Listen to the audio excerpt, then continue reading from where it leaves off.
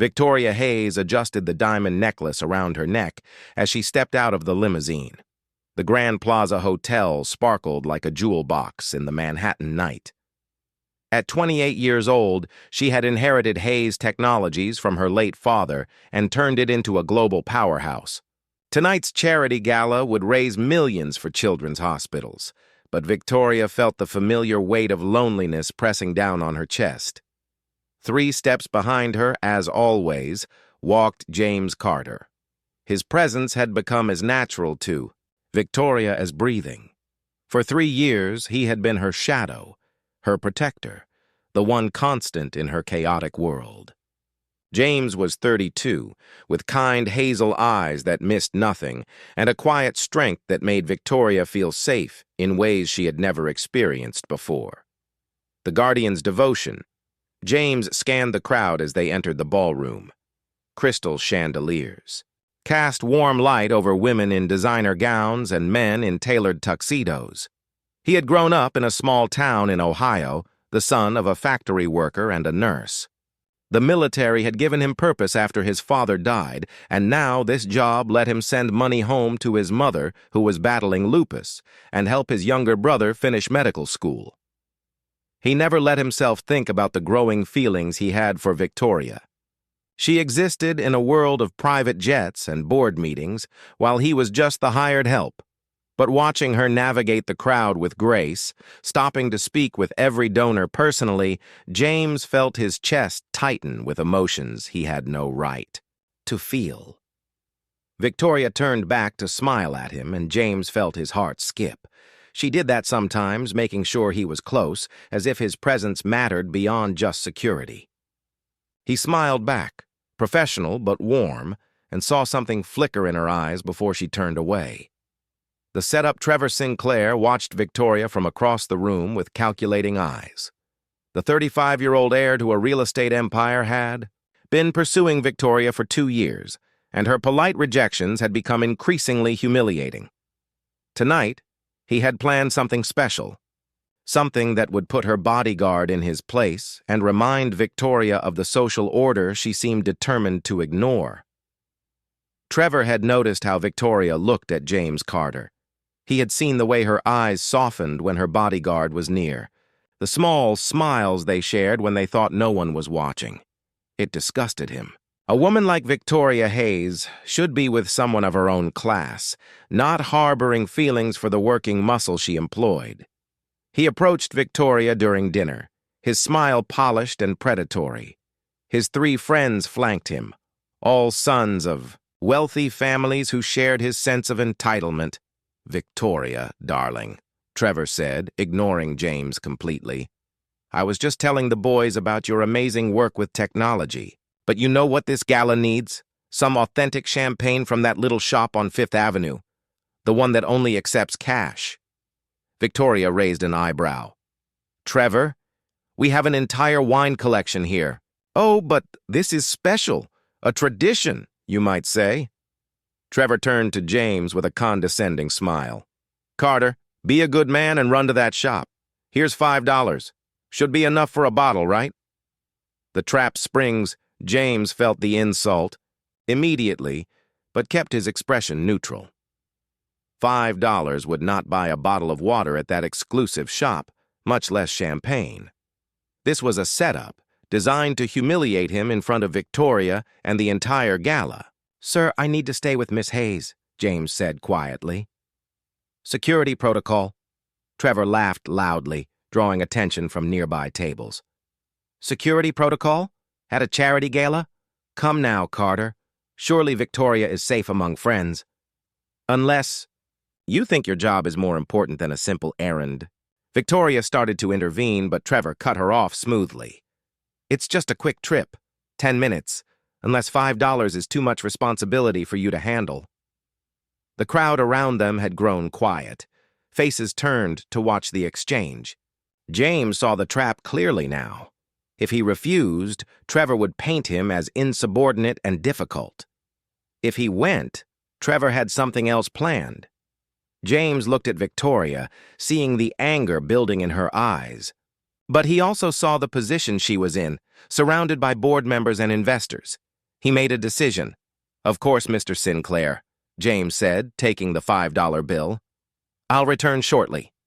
As James walked toward the exit, Victoria's hand twitched as if to stop him. Trevor's smile grew wider. The public shame. James knew the champagne shop Trevor mentioned. It was exclusive, expensive, and definitely did not sell anything for $5. When he arrived, the owner took one look at the crumpled bill and laughed. "This is a joke." "Yes," the owner said loudly. Other customers turned to stare. "I was sent by Trevor Sinclair," James explained calmly. The owner's expression changed to understanding and then cruel amusement. "Ah, one of Trevor's games. He called ahead, told me to expect someone trying to buy champagne with pocket change. He's streaming this on his phone for the gala." James felt his stomach drop. He looked around and spotted the small camera Trevor must have planted in the shop. This entire thing had been orchestrated. Trevor was broadcasting his humiliation to everyone at the gala. The shop owner continued loudly, playing his part in Trevor's cruel theater. "We don't serve charity cases here. Maybe try the convenience store down the street. They might have something in your price range." Other customers whispered and laughed. Someone took a photo. James stood there, the $5 bill clutched in his hand, feeling the weight of every sacrifice he had made, every night spent working double shifts, every dollar sent home to his family. This man had reduced all of that to a joke for the entertainment of the wealthy. Victoria's fury back at the gala, Victoria watched the live stream on Trevor's phone with growing horror and rage. The ballroom had gone quiet as Trevor projected the feed onto a large screen, laughing as James stood humiliated in the champagne shop. "Poor Carter," Trevor said loud enough for everyone to hear. "Didn't realize $5 would not cut it. Maybe Victoria should pay her staff better." Something inside Victoria snapped. All the years of playing by society's rules, of accepting that her wealth created barriers, of pretending she did not care for James more than she should. All of it shattered in that moment. She stood so abruptly her chair fell backward. Every eye in the ballroom turned to her.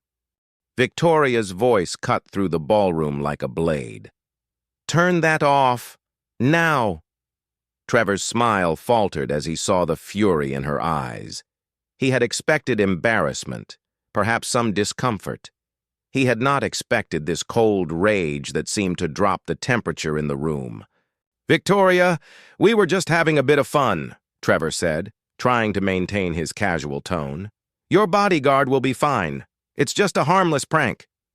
Victoria walked toward him slowly, her heels clicking against the marble floor. The crowd parted like water. She had built a billion-dollar company through intelligence and determination, but right now she looked every bit the warrior her father had raised her to be. "A harmless prank?"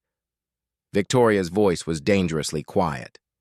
"You deliberately humiliated a good man because you wanted to entertain your friends. You set him up to fail because his bank account does not match yours. That's not a prank, Trevor. That's cruelty dressed up as humor." She turned to address the entire ballroom, her voice rising. "James Carter has been my head of security for 3 years. In that time, he has never been late, never complained, never asked for special treatment. He works 2 jobs to support his mother's medical treatments and put his brother through medical school. He served our country as a Marine and earned 2 commendations for bravery." Victoria's eyes swept the crowd, seeing the uncomfortable faces of people who had laughed moments before.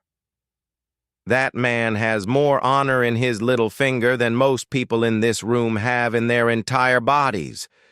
And you thought it was funny to shame him over $5. The truth emerges. Trevor's face had gone red. "You're awfully defensive of the hired help, Victoria. People might get the wrong idea about your relationship with your bodyguard." The words hung in the air like a challenge. Victoria felt her heart hammering, knowing she stood at a crossroads. She could deflect, laugh it off, maintain the professional distance society expected, or she could tell the truth that had been. building inside her for 3 years. There is nothing wrong about caring for someone who has proven themselves worthy of respect, Victoria said clearly. James Carter is not just my employee. He is my friend. He is someone I trust with my life. And yes, Trevor, he is someone I have deep feelings for. The ballroom erupted in whispers. Trevor looked triumphant, as if Victoria had just handed him exactly what he wanted. So you admit it. The Ice Queen of Haze Technologies has fallen for her bodyguard. How very democratic of you. Mock me all you want, Victoria said, her voice steady despite her racing heart. But I would rather have genuine feelings for a good man than fake feelings for someone with money and no soul. She pulled out her phone and called James. When he answered, she could hear the strain in his voice. James, come back to the hotel immediately and ignore everything that just happened at that shop. The private confession Victoria left the ballroom, without another word, walking to a small private lounge off the main hall. Her hands were shaking, not from fear, but from the adrenaline of finally speaking her truth. She had just publicly admitted her feelings for James in front of the city's elite. There would be consequences. Her board of directors would be furious. Society columnists would have a field day. But as she waited for James to return, Victoria felt lighter than she had in years. James arrived 15 minutes later, his expression confused and worried. Victoria, what happened? Your assistant said you left the gala. Are you all right? Victoria turned to face him, and James froze at the intensity in her eyes. I told them, she said softly. I told everyone how I feel about you. The color drained from James's face. You did what? Trevor was broadcasting your humiliation to the entire gala, Victoria explained. He wanted to embarrass you to put me in my place, so I put him in his. I told the whole ballroom that you're an honorable man and that I have deep feelings for you. James sat down heavily on the nearest chair. Victoria, you cannot do that. Your reputation, your company, everything you have worked for. People will say terrible things. Let them talk, Victoria said, moving to stand in front of him. I am tired of pretending, James. I am tired of keeping distance between us, because society says we come from different worlds. I have been in love with you for 2 years, and I am done hiding it. The bodyguard's heart. James looked up at her, his hazel eyes filled with emotions he had kept locked away for so long. You love me? I love you, Victoria confirmed, her voice breaking slightly. I love how you read history books during your breaks because you believe learning never stops. I love how you always remember to ask about my mother's health even when I forget. I love that you sent your entire Christmas bonus to help your brother buy textbooks. I love your kindness, your integrity, your quiet strength. James stood slowly, his hands reaching for hers but stopping just short of touching her. Victoria, I have loved you since the day I started working for you. But I never let myself hope because I am just a bodyguard from Ohio with nothing to offer you except my loyalty. You're not just anything, Victoria said fiercely, taking his hands in hers. You're James Carter and you're everything I never knew I needed. The confession deepens. James pulled her close, resting his forehead against hers. Do you remember the night at the museum 2 years ago? When that man broke through security and came at you with a knife? Victoria nodded. She remembered the terror, the flash of metal, and then James putting himself between her and the blade. He had taken a serious cut to his arm, protecting her, and she had held pressure on the wound while they waited for paramedics, crying because he had risked his life for hers. That was the night I knew I would do anything for you, James said, quietly. Not because you paid my salary, but because somewhere along the way, you had become the most important person in my world. When I saw that knife, my only thought was keeping you safe. I would have taken a bullet for you, Victoria. I still would. Please don't say things like that, Victoria whispered, her hands cupping his face. The thought of losing you terrifies me. Then you understand how I felt watching you work yourself to exhaustion, dealing with hostile board members and competitors who wanted to destroy you, James said. Every day I stood behind you, wishing I could do more than just protect you from physical threats, wishing I could shield you from the loneliness I saw in your eyes. The kiss that changed everything. Victoria's eyes filled with tears. I was lonely, James. So lonely. I had everything money could buy, but I had no one who saw me as just Victoria. Everyone wanted something from me or was intimidated by what I had built, except you. You treated me like a person, not a bank account or a business opportunity, because that's who you are to me, James said, his thumb brushing away a tear that had escaped down her cheek. You're the woman who remembers that I take my coffee with 2 sugars, who asked about my mother's treatment and recommended her to the best specialists, who learned about my brother's dream to become a doctor and wrote him a recommendation letter for medical school without telling me until he got accepted. Victoria smiled through her tears. You noticed that? I notice everything. About you, James said. The way you bite your lip when you're concentrating, how you kick off your heels under the conference table during long meetings, that you keep a photo of your father in your desk drawer and touch it for luck before big presentations. I know you, Victoria Hayes, and I love every part of you.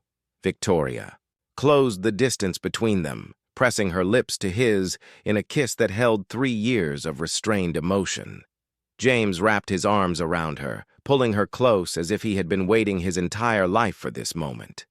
The kiss was gentle and desperate at the same time, a promise and a question and an answer all at once.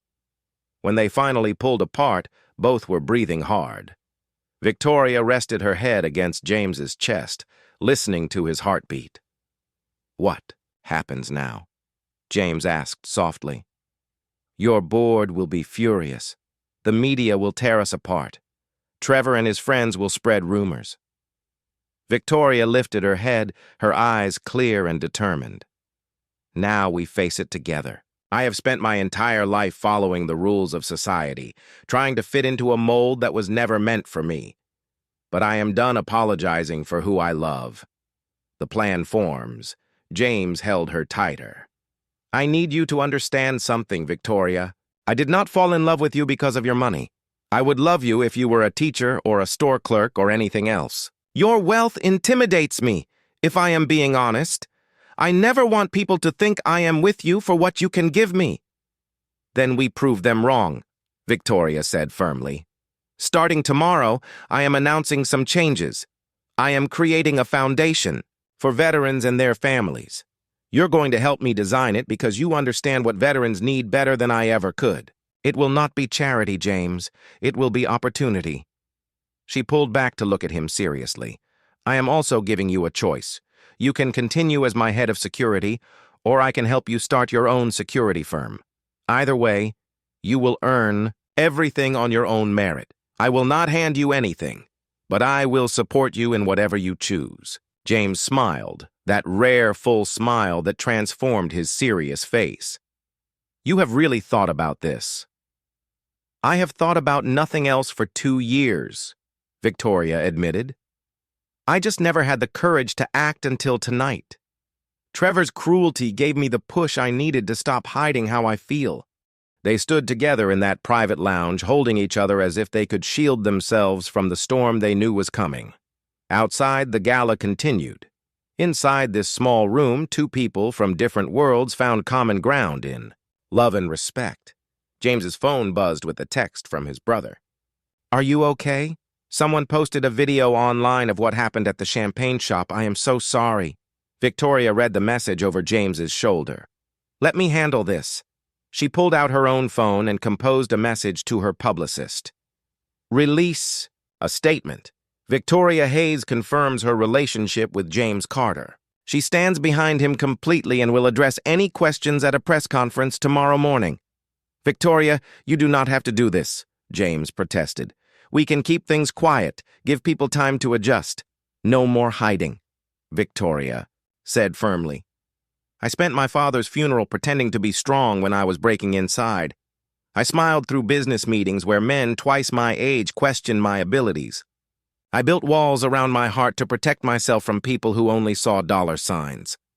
But with you, James, I can finally be myself, and I refuse to apologize for that." James kissed her forehead gently. "Then we face tomorrow together. Whatever comes, we handle it as a team." "As a team," Victoria agreed, lacing her fingers through his.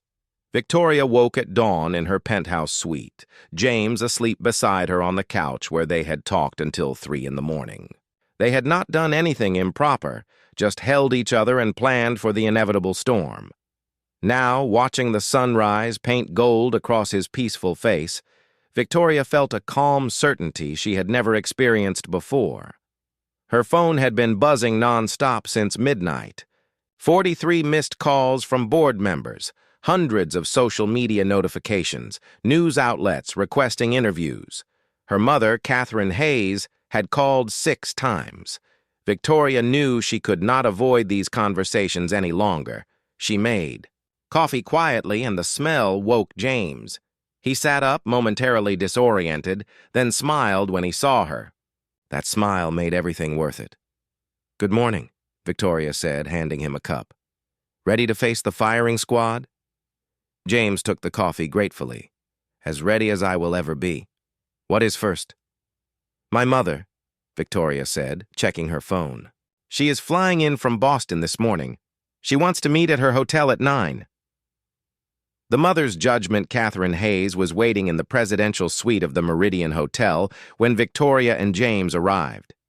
At 62, she was still elegant and commanding, with silver hair styled perfectly and eyes that missed nothing. She had built Hayes Technologies alongside her husband before his death, and she still held significant influence with the board. "Mother," Victoria said, entering with James at her side. She had made the deliberate choice to bring him, to show that they were united. Catherine studied James with the same intensity she once used to evaluate business deals. "Mr. Carter, please sit down. We have much to discuss." They sat on the sofa while Catherine remained standing, a power move Victoria recognized from countless negotiations, but Victoria was done being intimidated. "Before you say anything, Mother, I need you to understand that I love James. What Trevor did last night was cruel and calculated. I will not apologize for defending someone I care about." Catherine held up a hand. "I am not here to lecture you, Victoria. I am here because I watched the video of what happened at that champagne shop, and then I watched your speech at the gala. Do you know what I saw?" Victoria braced herself. "What did you see?" A mother's wisdom. Catherine sat down across from them, her expression softening in a way Victoria rarely witnessed. "I saw my daughter finally being herself. For the first time since your father died, I saw fire in your eyes. Passion. The real Victoria. Not the careful mask you wear for boardrooms and society pages." She turned to James. "Mr. Carter, I had you investigated 3 years ago when Victoria hired you. I know about your military service, your commendations, the fact that you send 80% of your paycheck home to your family. I know you once turned down a lucrative offer from a private security firm because it would have meant leaving Victoria's detail." James met her gaze steadily. "I did not realize you knew all that." "I make it my business to know everything about the people close to my daughter," Catherine said. "What I did not know until last night was that she had fallen in love with you. And watching her defend you with such fierce loyalty made me realize something important." She leaned forward. "Your father and I came from different worlds, too. He was a mechanic's son who put himself through night school. I was from old money, expected to marry within my social circle. My parents threatened to disown me when I chose him, but he was the best man I ever knew, and he made me happier than anyone from my so-called appropriate circle ever could have." Victoria felt tears welling up. "I never knew grandfather opposed your marriage." He came around eventually, Catherine said. When he saw how hard your father worked, how devoted he was to our family, how he built something meaningful instead of just living off inherited wealth. That is what matters, Victoria. Not where someone starts, but who they choose to be. The board's ultimatum. Catherine's phone rang. She glanced at the screen and sighed. That is Richard Thornton. The board has called an emergency meeting for this afternoon. They want to discuss your relationship and its impact on the company. Let them discuss, Victoria said firmly. I am not ending my relationship with James to appease the board. I did not expect you would, Catherine said with a slight smile. But you need to be prepared for what they will say. Richard and his faction believe your relationship creates a conflict of interest. They will argue that James's position as your bodyguard compromises his objectivity and creates liability issues. James spoke up quietly. Then I will resign. Effective. Immediately. I will not be the reason Victoria loses her company. Absolutely not, Victoria said immediately. I am not letting the board dictate my personal life. Catherine studied them both. There might be another way. What if James did resign from his current position, but Victoria promoted him to a legitimate role within the company? Head of corporate security, perhaps. Overseeing safety protocols for all Hayes Technologies facilities. Victoria considered this. That would address the conflict of interest concerns. James would have his own department, his own team.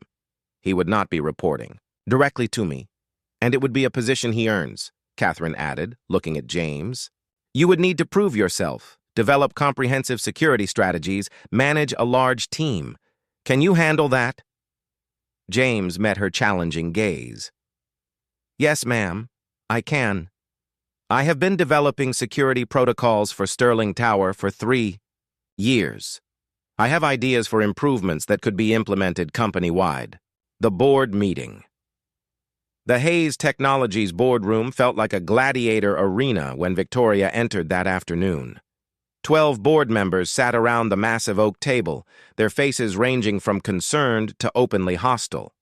Richard Thornton, the eldest member and her father's former business partner, sat at the far end like a judge preparing to deliver a sentence. Victoria took her seat at the head of the table, Catherine on her right. James waited outside, as they had agreed. This was Victoria's battle to fight. Let us begin, Richard said coldly. Victoria, your relationship with your bodyguard has created a scandal that threatens the company's reputation. Several major clients have expressed concerns. The board feels you must choose between your personal life and your professional responsibilities. Victoria took a breath, channeling all the strength her father had taught her.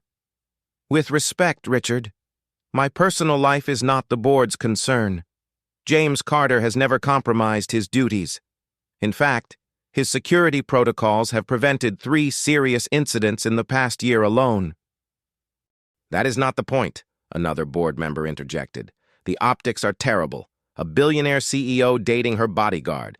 It looks like you are abusing your position of power. Or it looks like 2 people found genuine connection despite societal expectations, Victoria countered. I am not apologizing for falling in love with a good man. Richard leaned forward.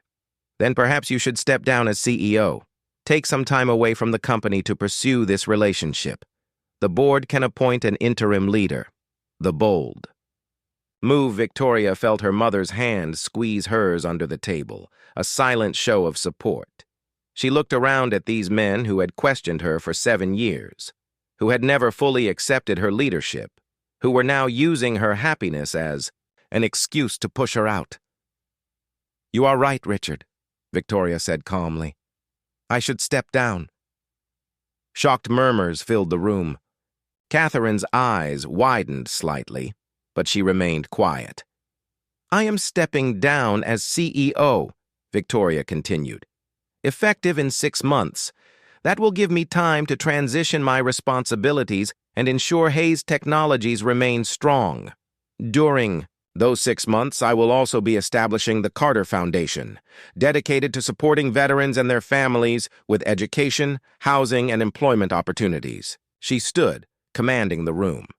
James Carter will become head of corporate security for Hayes Technologies, earning a salary appropriate for that position with performance bonuses tied to measurable results. He will report directly to the chief operating officer, not to me. This addresses any conflict of interest. And after 6 months? Richard asked, looking uncertain now. After 6 months, I will remain as a board member and major shareholder, but my day-to-day operations will end. I will focus on the foundation and on building a life that makes me happy, not just successful. Victoria's voice was steady. My father built this company from nothing because he believed technology could change lives. But he also told me that success without happiness is just another form of failure. I refuse to sacrifice my chance at real love for a company that will keep running without me. The foundation of love. The board meeting ended in chaos, but Victoria felt free. She found James waiting in her office, pacing nervously. "How did it go?" he asked immediately. Victoria pulled him into her arms. "I am stepping down as CEO in 6 months. I am creating the foundation we talked about, and you are going to help me run it. You are also getting promoted to head of corporate security in the meantime, which means you will earn your position legitimately." James pulled back to look at her. "Victoria, you cannot give up everything you built for me." "I am not giving up anything," Victoria said firmly. "I am choosing something better. I spent 7 years building a company. Now I want to build a life. With you." She led him to the window overlooking the city. "The foundation will provide housing, assistance for veterans transitioning to civilian life, job training programs, mental health support, educational scholarships. You understand what veterans need because you lived it. Together we can create something meaningful." James was quiet for a long moment. "You are serious about this, about us." "More serious than I have ever been about anything," Victoria confirmed. "I love you, James Carter. I want to wake up next to you every morning. I want to build something good together. I want a life that is about more than quarterly earnings and board meetings." 6 months later, the Carter Foundation headquarters occupied 3 floors of a renovated building in Brooklyn. Victoria and James stood together at the opening ceremony, watching as the first 20 veteran families received keys to their new apartments. James's mother, Linda, sat in the front row, her lupus in remission thanks to the treatment Victoria had helped arrange. His brother, Thomas, now a resident at Johns Hopkins, had helped design the foundation's healthcare initiatives. Trevor Sinclair had apologized publicly 3 months earlier, after his own company faced a scandal, and he realized the consequences of his actions. Victoria had accepted his apology, but made it clear they would never be friends. The board of Hayes Technologies had thrived under new leadership, and Victoria's remaining shares had increased in value by 40%. She attended quarterly meetings, but spent most of her time at the foundation. "Ready?" Victoria whispered to James as they prepared to cut the ribbon. James squeezed her hand. "With you, I am ready for anything." The proposal. That evening, James took Victoria to the small park in Ohio where he had grown up playing. It was simple, with old playground equipment and oak trees that had stood for generations. Nothing like the elegant venues where Victoria usually spent her time. "I wanted to bring you here," James said as they walked hand in hand, "because this is where I learned what really matters. My father brought me here every Sunday when I was a kid. He would sit on that bench and talk to me about life, about being a good man, about finding someone who sees your heart instead of your wallet." He stopped under the largest oak tree and turned to face Victoria. "You saw my heart, Victoria. When I had nothing to offer but loyalty and love, you chose me anyway. You turned your entire life upside down because you believed we were worth fighting for." James knelt down on one knee, pulling a simple gold band from his pocket. "This was my grandmother's ring. It is not a diamond worth millions, but it represents 70 years of real love, of two people who chose each other every single day. Victoria's hands flew to her mouth, tears streaming down her face. "Victoria Hayes, will you marry me?" James asked, his voice thick with emotion. "Will you build a life with me based on love and respect, not money or status? Will you be my partner in every sense of the word?" "Yes," Victoria sobbed, dropping to her knees to face him at eye level. "Yes, James. 1,000 times. Yes." The happy beginning. They kissed under that old oak tree as the sun set. Two people from different worlds who had found their way to each other through courage and authenticity. The ring slid onto Victoria's finger perfectly, as if it had been waiting for her all along. Catherine Hayes arrived the next day to congratulate them, bringing with her a photo album of Victoria's father. "He would have loved James," she said, showing them pictures of a young mechanic's son who had dared to love above his station. "He always said the measure of a person is not their bank account, but their character." The wedding took place 6 months later in that same Ohio park, with 200 guests, including veterans from the foundation, Victoria's board members, James's military brothers, and both their families. Victoria wore a simple white dress instead of a designer gown. James wore his dress uniform, his chest decorated with the medals he had earned through service. Trevor Sinclair was not invited, but he sent a generous donation to the foundation, with a note that simply said, "Thank you for teaching me that wealth means nothing without humanity," as Victoria and James exchanged vows under the oak tree, promising to love and honor each other regardless of circumstances. Everyone in attendance understood they were witnessing something rare. Not a fairy tale where the poor man won the rich woman, but a true partnership between equals who saw each other's worth beyond external circumstances. Epilogue. 3 years later, the Carter Foundation had helped over 5,000 veterans and their families. James had proven himself as an exceptional leader, expanding programs nationwide. Victoria divided her time between the foundation and teaching business ethics at a local college, finding fulfillment in mentoring the next generation. They lived in a modest home in Brooklyn, having sold Victoria's penthouse to fund more foundation programs. On Sunday mornings, they would walk to that oak tree in Ohio, often bringing the veteran families they had helped, creating new memories in the place where their forever had begun. Linda Carter recovered fully and volunteered at the foundation, 3 days a week. Thomas became a doctor specializing in autoimmune disorders, offering free clinics through the foundation. Victoria sometimes thought about that night at the gala when Trevor had tried to humiliate James with $5. That $5 had become the catalyst for finding her true purpose, for building a life based on love instead of profit margins.